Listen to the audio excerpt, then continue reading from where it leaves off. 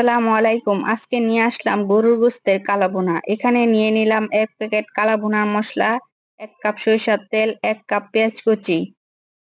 এখন নিয়ে নিলাম ২ কেজির থেকে কম গরুর গোস্ত, হাফ প্যাকেট মশলা,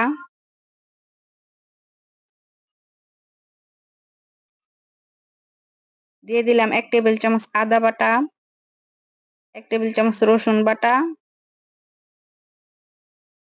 পেঁয়াজ কুচি, ১ টেবিল চামচ সয়া সস, ২ টেবিল চামচ টমেটো সস, হাফ কাপ সরিষার তেল, গরম মশলা পরিমাণ মতো, লবণ পরিমাণ মতো, ৩টার মতো তেজপাতা দিয়ে ভালো করে মাখিয়ে নিব।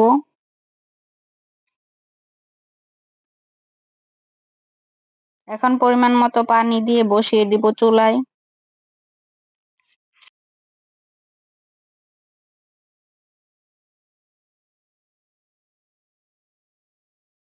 এক সিটি আসলে অন্য প্যাকেটের মশলা দিয়ে দিব।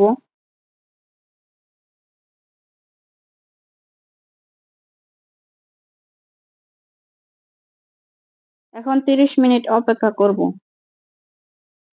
৩০ মিনিট পর বাগারের জন্য বাকি হাফ কাপ তেল দিয়ে দিলাম। দিয়ে দিলাম পেঁয়াজ কুচি, ৪-৫টা শুকনা মরিচ,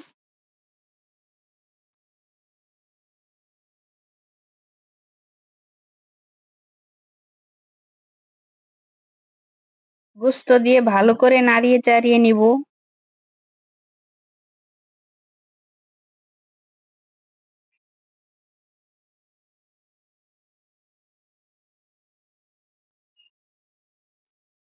কিছুটা হয়ে এলে কিউব করে রাখা পেঁয়াজ কুচি দিয়ে নামিয়ে নিব।